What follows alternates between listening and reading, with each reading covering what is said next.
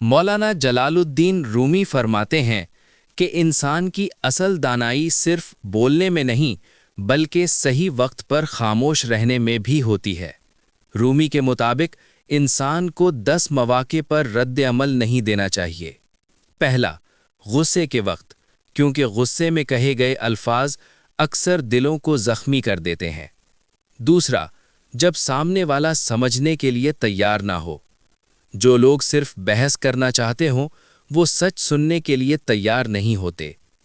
تیسرا، جب بات کسی کی دل آزاری کا سبب بنے۔ ایسی بات کہنے سے بہتر ہے انسان خاموشی اختیار کر لے۔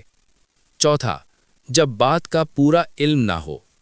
ادھوری معلومات کے ساتھ بولنا اکثر غلط فہمی پیدا کر دیتا ہے۔ پانچواں، جب دوسرا انسان اپنی بات بیان کر رہا ہو۔ دانشمند انسان پہلے سنتا ہے پھر بولتا ہے۔ چھٹا، جب کوئی آپ کی تعریف کر رہا ہو۔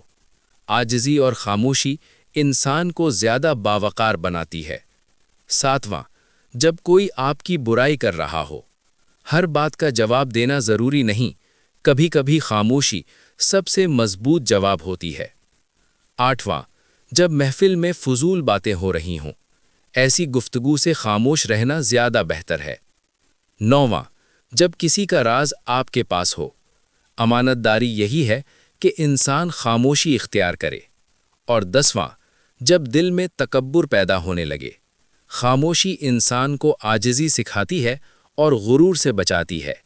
یاد رکھیں، کبھی کبھی خاموشی وہ حکمت ہوتی ہے جو انسان کو بہت سی غلطیوں سے بچا لیتی ہے۔